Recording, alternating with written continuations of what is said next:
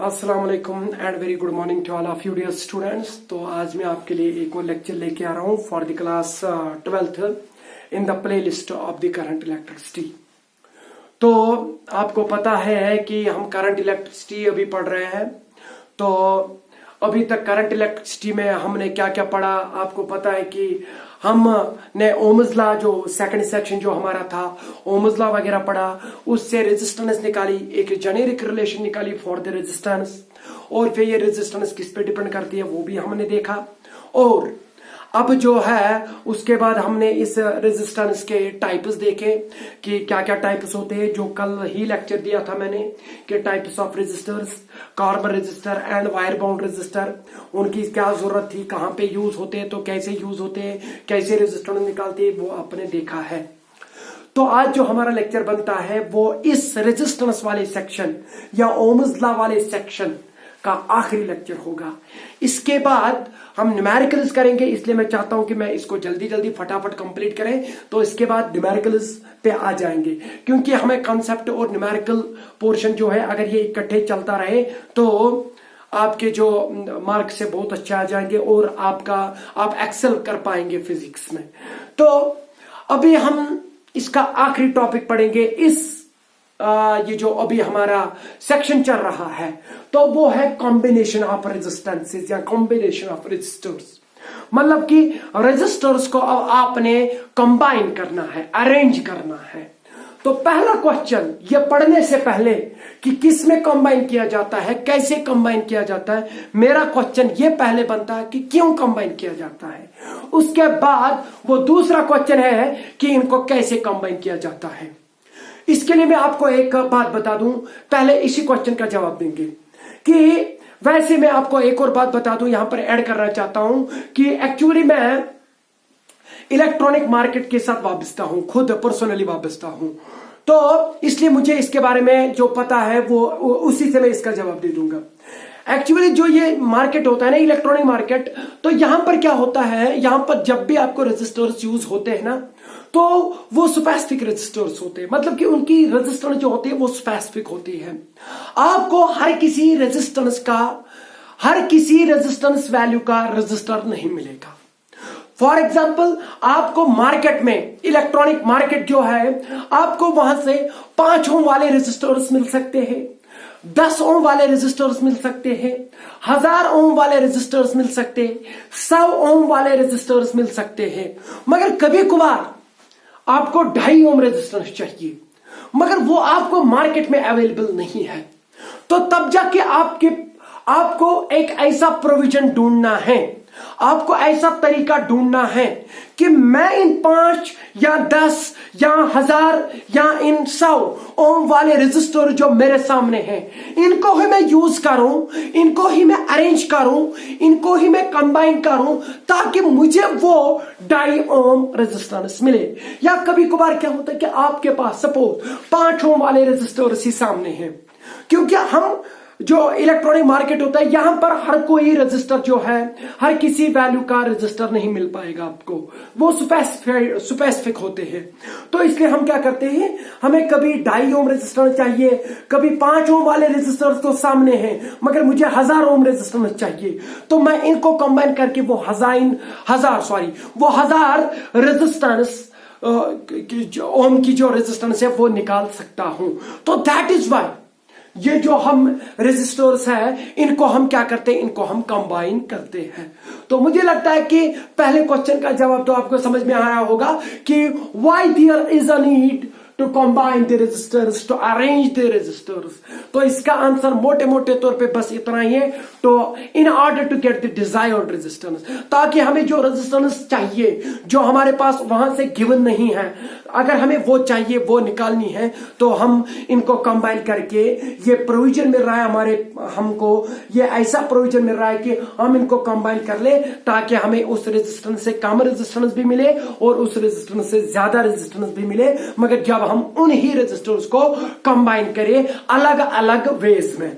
तो पहला भी क्या है कि किस तरीके में, किस कॉम्बिनेशन में इन रेजिस्टर्स को कंबाइन किया जाता है। तो पहला जो तरीका है उसको कहते हैं सीरीज कॉम्बिनेशन।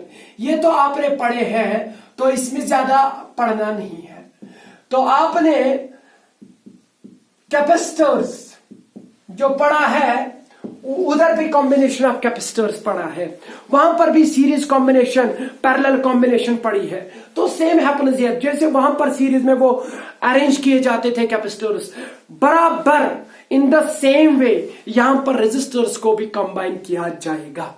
अब क्या है कि जो वैल्यू आ जाएगा वो आपने याद रखना है लास्ट में।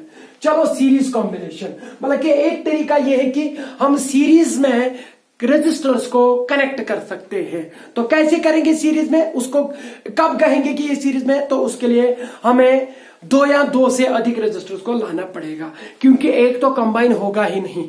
दो या दो से अधिक रेजिस्टर जब मिलेंगे तब जाके कंबाइन हो जाएंगे। चलो मैं यहां पर 2-3 रेजिस्टर लेता हूं। चलो ये मैंने एक रेजिस्टर ले लिया। चलो इसकी रेजिस्टेंस R1 ओम है, गिवन है, स्पेसिफाइड है।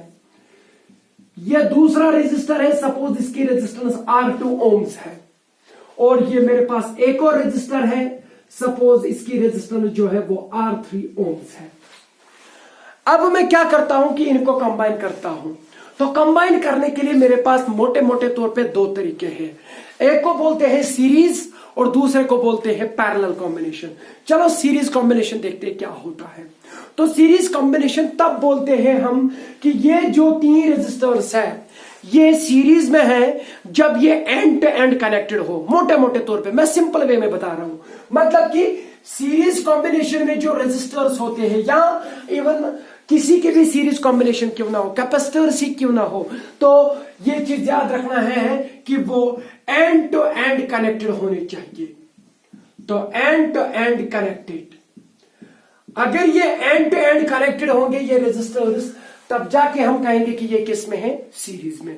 सर क्या होता है end to end? For example ये जो रेजिस्टर है इसके 2 एंड है, इसके भी 2 एंड है, इसके भी 2 एंड है। तो एंड टू एंड हो गया, इसका मतलब है कि एक का एंड दूसरे का एंड मिला लो, एक का एंड दूसरे का एंड मिला लो, ऐसे करते जाओ। अरे गड़ी नहीं, चलो ये जो इसका एंड है, ये जो इसका एंड है मैंने मिला लिया, ये जो अब इसका एंड है वो मैंने इस वाले एंड के साथ मिला लिया। तो ऐसे ये एंड टू एंड कनेक्शन है। Is it end to end connection? तो एंड टू एंड कनेक्टेड अगर हम करेंगे, ये जो रेजिस्टर्स है अब ये किस में है, ये सीरीज में है। अब ये सिंपल डेफिनेशन थी। अब मैं क्या करता हूं कि चलो इसको मैं एक सर्किट में कनेक्ट करता हूं। चलो मैं सर्किट देता हूं इधर। तो सर्किट मतलब यहां पर मैं एक बैटरी के साथ इन 3 रेजिस्टर्स को कनेक्ट करता हूं। चलो इस बैटरी की जो पोटेंशियल डिफरेंस है वो मेंटेन भी करता है सर्किट में, ठीक है। अब इस बैटरी से करंट आ जाएगी, suppose that is I, and I आपको पता है कितना चार्ज यूनिट टाइम में ड्रिफ्ट हुआ उसको बोलते हैं करंट। वो आपको करंट की मेजरमेंट देता है, ठीक है। अब एक्चुअली आपको पता है कि करंट, इलेक्ट्रिक करंट तब तक नहीं आएगी जब तक चार्ज कैरियर फ्लो ना हो जाए, यानी कि इलेक्ट्रॉन्स और पार्ट टू चार्ज फ्लो ना हो जाए। चलो मैं इलेक्ट्रॉन्स पार्ट टू चार्ज की बात करूंगा, यहाँ पर कन्वेंशनल करंट ले रहा हूं मैं, क्योंकि मैंने आपको इससे पहले भी बोला कि जब भी आपको सर्किट डायग्राम लेनी है, कोई भी यहाँ पर कोई भी सर्किट प्रॉब्लम होगी तो आप यहाँ पर जो कन्वेंशनल करंट का सहारा लेते हैं। No doubt electronic current is the real direction of the current. Electronic current ही होती है, मगर आपको पता है कि डायरेक्शन से करंट को कोई फर्क नहीं पड़ता। तो दैट इज वाई हम as a mark of respect to our ancestors जिन्होंने ये कन्वेंशनल करंट की डायरेक्शन दी थी, तो हम वही लेते हैं। चलो ये जो करंट आया एक्चुअली चार्ज फ्लो हो गया, तो जितना चार्ज इस रेजिस्टर के थ्रू फ्लो हो जाएगा यूनिट टाइम में, उतना ही चार्ज इस रेजिस्टर के थ्रू भी फ्लो हो जाएगा। आप में से क्वेश्चन कोई करेगा क्यों? क्योंकि एक चीज है कि charge, there is a law of conservation of charge, मतलब कि चार्ज जो है ये कंजर्व रहता है। तो इसका मतलब यह है कि ये ना कहीं पे एक्यूमुलेट होगा सर्किट में, एक सर्किट में ये कहीं पे जमा नहीं होता है। एक जंक्शन पे, जंक्शन जो मैंने आपको बोला था इससे पहले, एक जंक्शन पे ये कहीं पे एक्यूमुलेट नहीं होगा। किसी पॉइंट पे, या मैं किसी पॉइंट की अगर बात करूं, जंक्शन को मारिए गोली अब, तो किसी पॉइंट पे भी चार्ज जमा नहीं होता है। तो अगर यहां से चार्ज आया, फ्लो हुआ, तो क्योंकि इधर इस सर्किट को मैं जब देख रहा हूं तो चार्ज को चलने के लिए यहां पर कितने रास्ते हैं? एक ही रास्ता है। Are you getting me?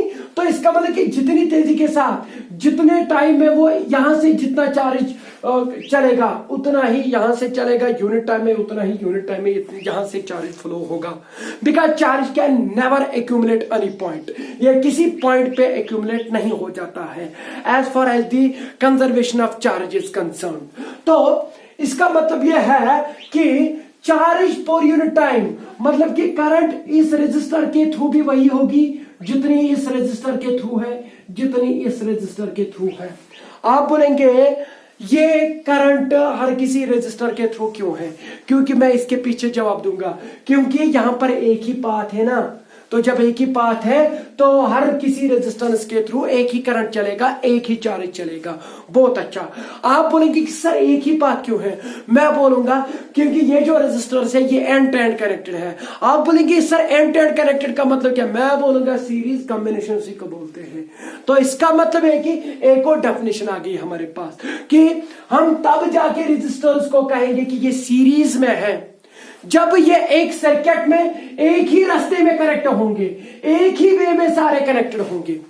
तो जब एक ही रास्ते में चार्ज जा रहा है और जितने भी उस रास्ते में, जितने भी उस सर्किट आर्म में रेजिस्टर्स कनेक्टेड होंगे वो सारे के सारे सीरीज में होंगे। तो इसका मतलब है कि सीरीज कॉम्बिनेशन में जो महत्वपूर्ण बात है वो ये है कि current flowing through each resistor remains the same। तो इसका मतलब यहां पर मैं एक और बात लिखूं कि हम तब जाके रेजिस्टर्स को बोलेंगे कि ये किस में है? सीरीज में है, जब उनके करंट, उनके थ्रू जो करंट जा रही है वो क्या रहेगी? Current remains the same. Current same रहनी चाहिए। जितने रेजिस्टर्स के थ्रू करंट सेम रहेगी तो वो सारे के सारे रेजिस्टर्स किस में होंगे? सीरीज में। मगर वो तब सीरीज में होंगे जब भी वो एक ही रास्ते में कनेक्टेड होंगे। Are you getting me? अब बात यह है कि इस चीज का सहारा, इस चीज current through each resistor when these are connected in series remains the same. इस चीज का सहारा लेके यूज करके आप जब इन रेजिस्टर्स को कंबाइन करेंगे सीरीज में, आप नेट रेजिस्टेंस जो इफेक्टिव रेजिस्टेंस ये अब देंगे ये सारे के सारे रेजिस्टर्स, तो वो निकाल पाएंगे। कैसे निकाल पाएंगे? तो अब देखते हैं इधर। चलो मैं इसी डायग्राम को दूसरे एंगल से बनाऊंगा, तो चलो वो मैं इधर बनाऊंगा। इसी डायग्राम यही 3 रेजिस्टर्स लूंगा, तो इसको मैं इधर बनाऊंगा।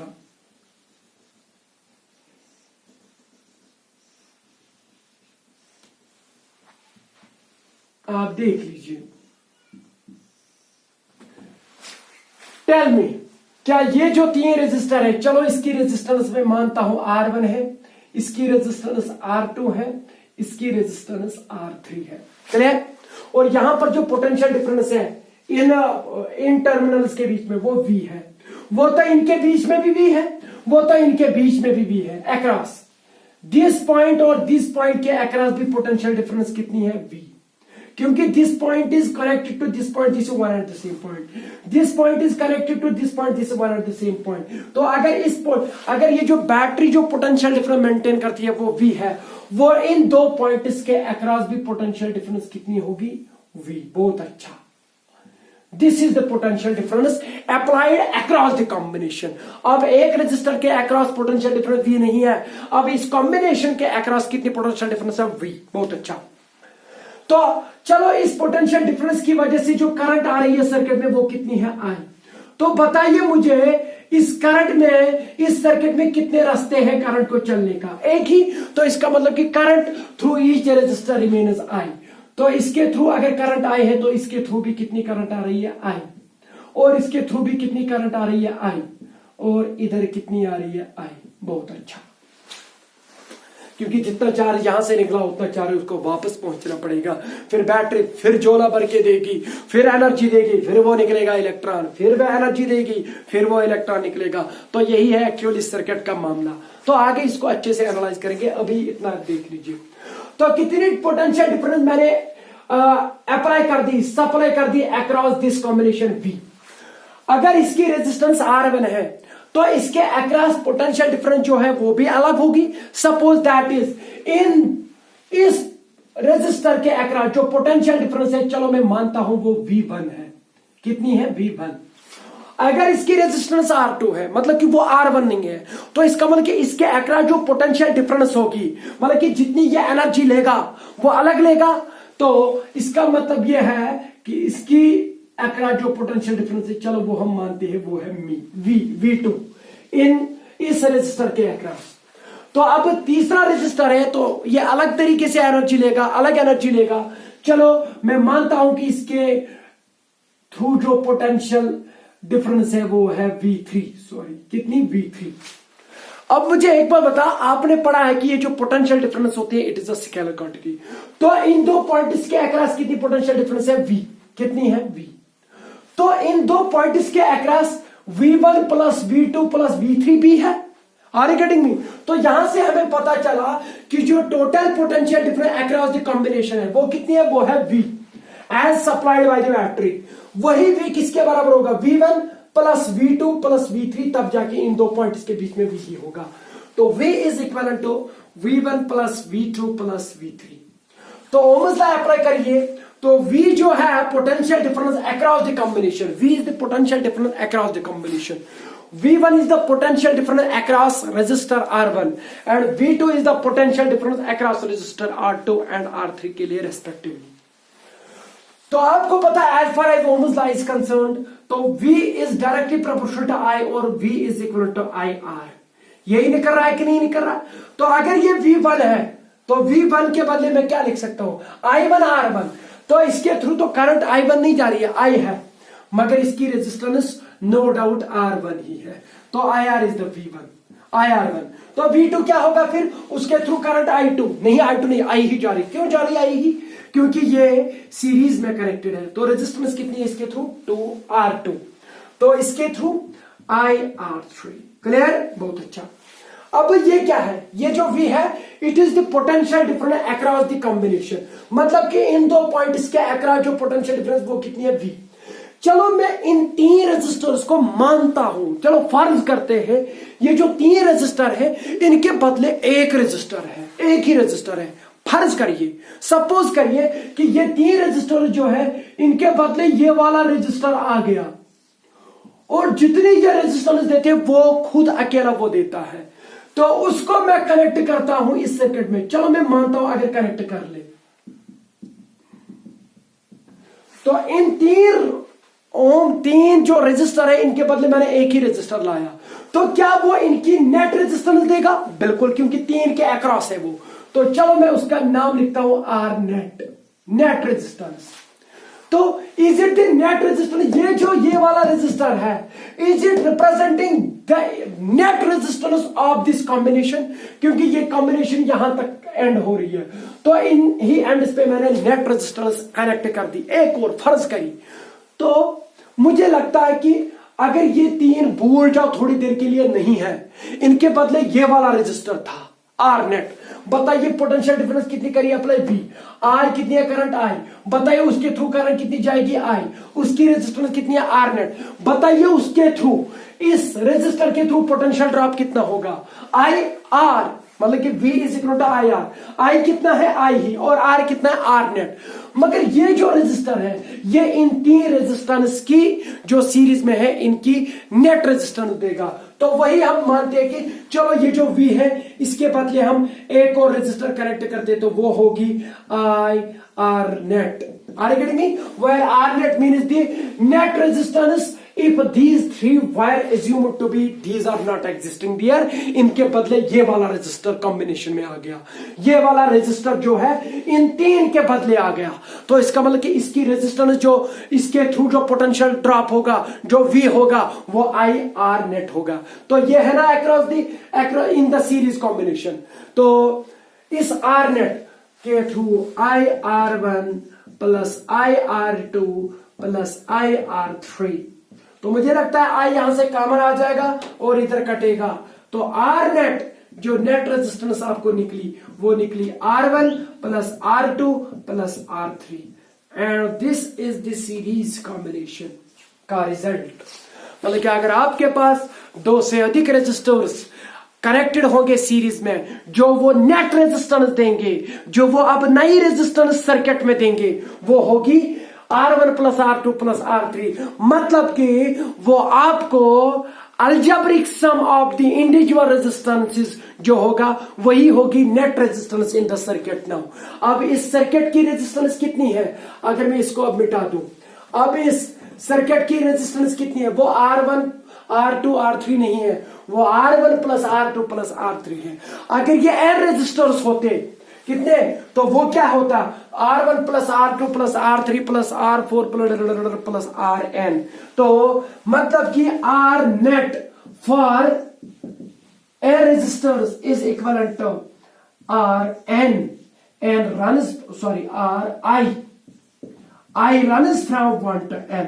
तो मैंने यहां पर डिस्क्रीट समेशन का उपयोग किया, क्योंकि इसका मतलब है कि जो net resistance in series combination निकलती है वो क्या है कि R, पहले I को वैल्यू 1 दे दो तो R1, फिर ये बोलता है कि सम कर लो, प्लस I का वैल्यू 2 दे दो, plus R2 plus 3 R3 plus R4, ऐसी करते करते Rn तक।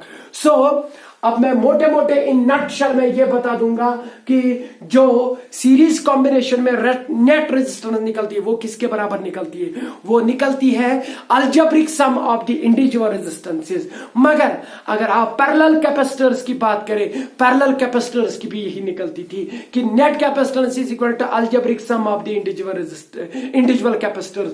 वहां पर पैरेलल कॉम्बिनेशन ऐसा रिजल्ट दे रही है, यहां पर सीरीज कॉम्बिनेशन ऐसा रिजल्ट दे रही है। Are you getting me? तो इसका भी लॉजिक है, वो कैपेसिटर है, ये रेजिस्टर है। Are you getting me? तो अब मैं यहां पर एक क्वेश्चन पूछता हूं आपको, चलो मैं इन रेजिस्टेंसेस की, चलो इसकी रेजिस्टेंस है 2 ओम, इसकी है 3 ओम, इसकी है 4 ओम, या चलो इसकी 4 ओम लेते हैं, इसकी 6 ओम लेते हैं, अलग अलग रेजिस्टेंस है ना। तो बताइए नेट रेजिस्टेंस सर्किट में क्या होगी, तो ये किस में है, ये सीरीज में है, तो सीरीज में सिंपल अलजेब्रिक सम करिए तो वो होगा 2 प्लस 4 प्लस 6 2 8 प्लस 4 12। तो नेट रेजिस्टेंस क्या निकली, 12 ओम्स या 12 यूनिट्स। मगर मैं आपको एक बार बता दूं, इस 12 को अच्छे से देख लो, net resistance in series combination जो है यहां पर क्या निकली, 12 ओम। मगर जब इंडिविजुअल रेजिस्टेंस आपके पास क्या क्या था, 2 ओम वाला, 4 ओम और 6 ओम। बताइए इनमें सबसे बड़ा क्या है, 6। तो 6 is the maximum of the individual resistances. Individual resistance जो है उनमें जो सबसे बड़ी रेजिस्टेंस थी वो थी 6। मगर जब हमने सीरीज में कनेक्ट किया, जो नेट रेजिस्टेंस आई वो उस बड़ी से भी बड़ी थी। तो जब आपको डिजायर्ड रेजिस्टेंस, आपको जो रेजिस्टेंस चाहिए वो ज्यादा चाहिए, तो आप रेजिस्टेंस को सीरीज में कनेक्ट करिए, क्योंकि वहां पर जो नेट रेजिस्टेंस निकलती है वो निकलती है greater than the greatest of the individual resistances. जो भी इंडिविजुअल रेजिस्टेंस में बड़ी होगी उससे भी बड़ी रेजिस्टेंस निकलती है, मगर किसमें, सीरीज कॉम्बिनेशन में। ये नोटवर्दी पॉइंट है, याद रखिएगा। चलो यहां पर एक और पॉइंट को निकालते हैं। चलो हर किसी रेजिस्टेंस की रेजिस्टेंस R है, चलो इनकी मैं रेजिस्टेंस क्या मानता हूं, R। हर किसी की रेजिस्टेंस क्या है, R। और ये रेजिस्टेंस N है, कितने नंबर में है, N नंबर्स रेजिस्टर्स है। So suppose I am going to have n number of resistors, each resistor is going to have a resistance of R ohms। हर किसी की रेजिस्टेंस R ohms है। बताइए net resistance क्या निकलेगी, आप बोलेंगे सर R नेट जो निकलेगा वो सम ऑफ द इंडिविजुअल रेजिस्टेंसेस है, तो R plus R plus R plus R plus plus dead plus R, मतलब कि जितनी ये है कितनी है N, तो इसका मतलब कि नेट रेजिस्टेंस है। अगर 2 होंगी तो R प्लस R 2R, अगर 3 होंगी R प्लस R 3R, अगर N होगी तो NR।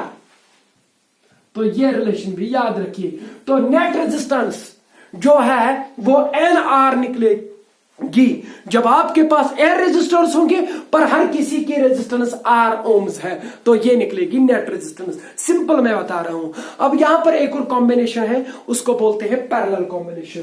तो पैरेलल कॉम्बिनेशन क्या होती है, इसी तरह से वो भी होती है, मगर वहां पर एंड टू एंड कनेक्शन नहीं होता है। वहां पर सारे रेजिस्टर जो भी है उनका एक एंड एक पॉइंट के साथ कनेक्ट होता है, दूसरा एंड दूसरे पॉइंट के साथ कनेक्ट होता है। ठीक है, चलो वो देखते हैं कैसा है। मुझे पता है कि ऑनलाइन जो है अभी ऐसे स्टूडेंट भी है जिनको ये सब पता है, मगर ऐसे स्टूडेंट भी है जिनको इसमें कंफ्यूजन होता है। दैट इज वाई मैं सारी लेवल मद्देनजर रखते हुए धीरे धीरे आगे की ओर जा रहा हूं। चलो अब दूसरी कॉम्बिनेशन जो आ रही है वो है पैरेलल कॉम्बिनेशन। क्या है? Parallel combination.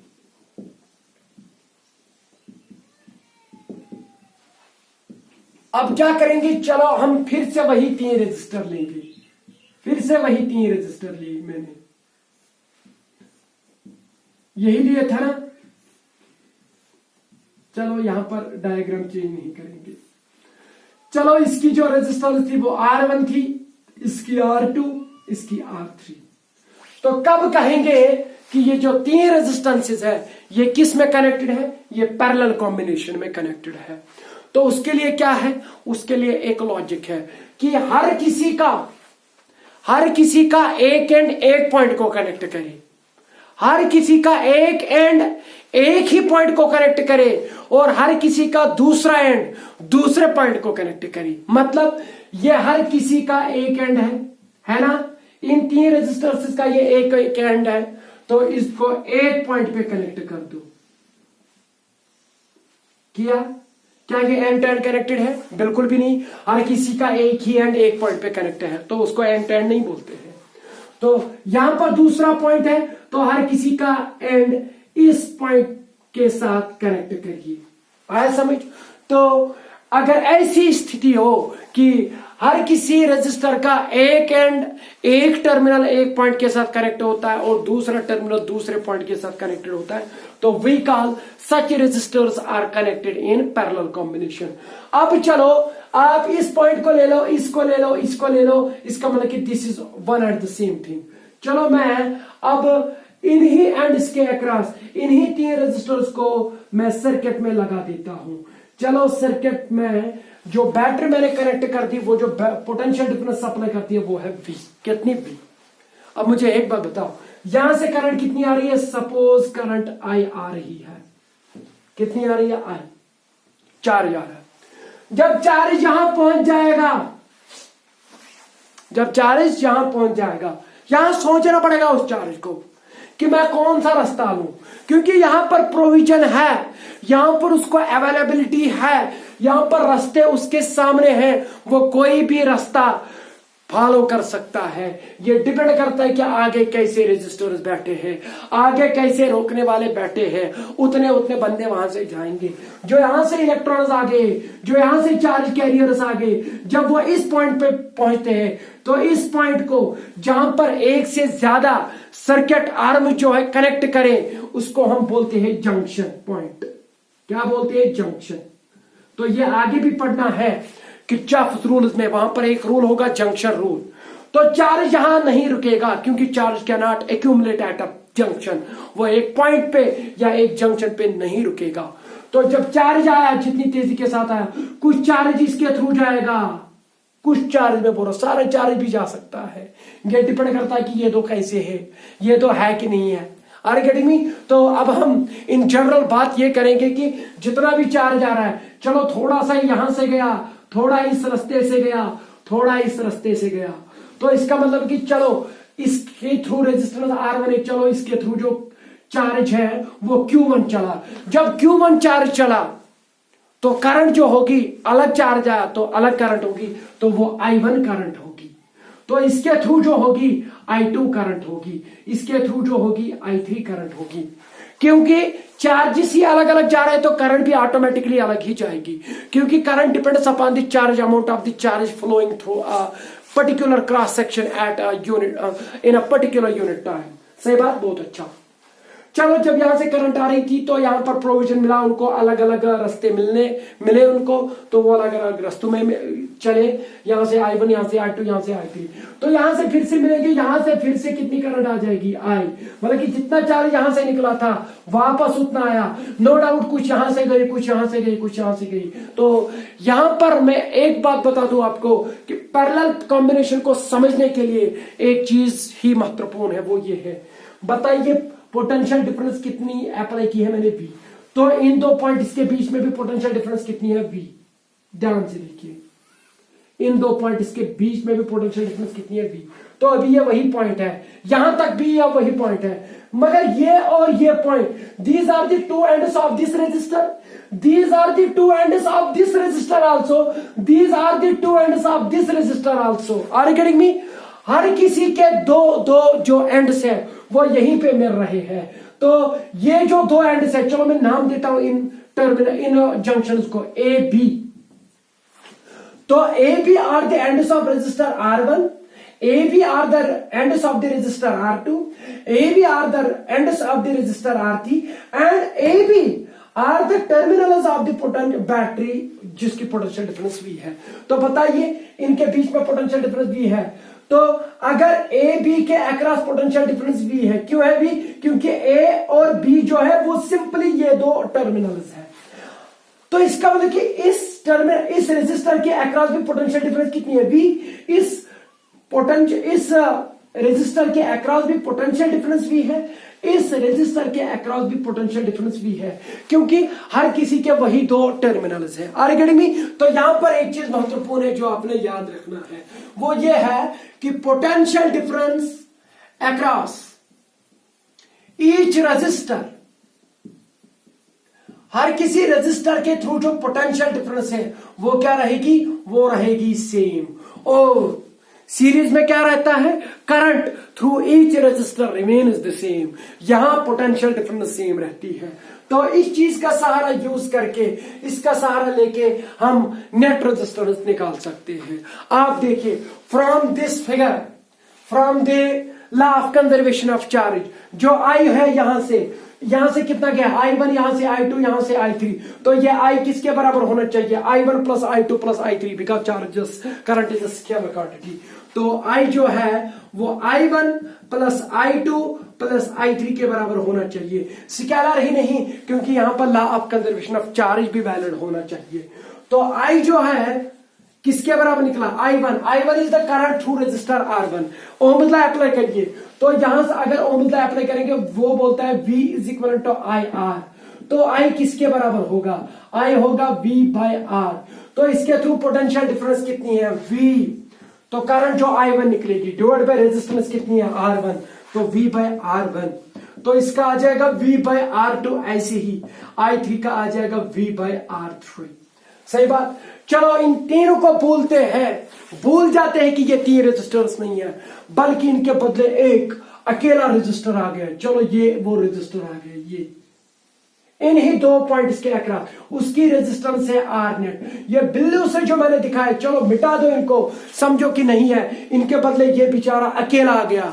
इसकी ये जो रेजिस्टेंस देता है ये इनकी नेट रेजिस्टेंस देता है। बताइए उसके थ्रू करंट कितनी जा रही है, तो उसके थ्रू तो एक ही रास्ता है, तो उसके थ्रू करंट आई जाएगी। तो उसके अक्रॉस पोटेंशियल डिफरेंस कितनी है, V। तो इसकी रेजिस्टेंस R नेट। बताइए I किसके बराबर होगा, इसके, इस नेट रेजिस्टेंस के थ्रू, वो होगा रेजिस्टेंस, जो वो होगा पोटेंशियल डिफरेंस बाय रेजिस्टेंस। तो पोटेंशियल डिफरेंस इसके थ्रू भी V है, तो ये आ जाएगा V is equal to V divided by R net, I जो है।